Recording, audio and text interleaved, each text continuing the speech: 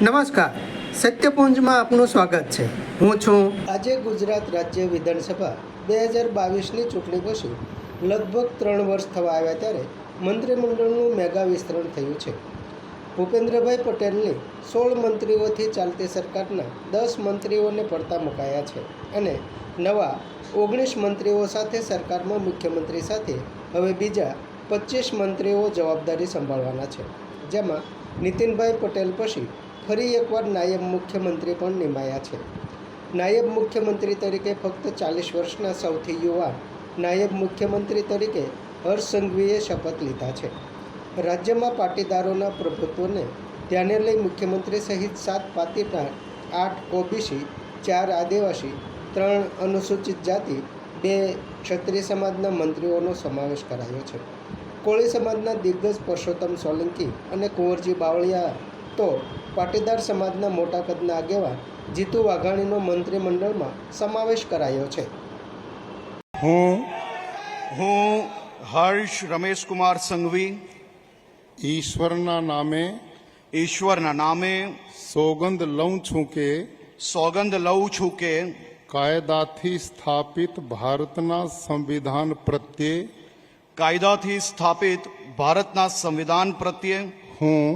હું સાચી શ્રદ્ધા અને નિષ્ઠા ધરાવીશ.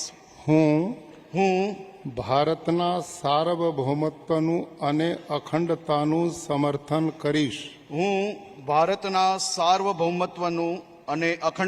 સમર્થન કરીશ.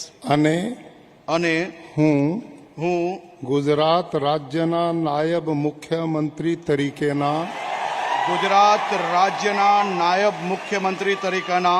મારા કર્તવ્યો શ્રદ્ધાપૂર્વક અને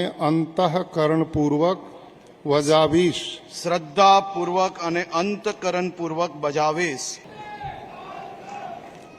હું જીતેન્દ્ર સૌજીભાઈ વાઘાણી ઈશ્વરના નામે સોગંદ લઉં છું કે કાયદાથી સ્થાપિત ભારતના સંવિધાન પ્રત્યે હું સાચી શ્રદ્ધા અને નિષ્ઠા ધરાવીશ. હું ભારતના સાર્વભૌમત્વનું અને અખંડતાનું સમર્થન કરીશ. અને હું ગુજરાત રાજ્યના મંત્રી તરીકેના મારા કર્તવ્યો શ્રદ્ધા અને અંતઃકરણપૂર્વક બજાવીશ.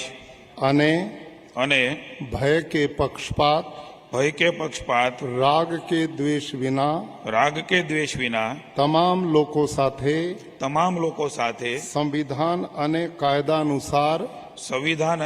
અનુસાર ન્યાયપૂર્વક વર્તીશ.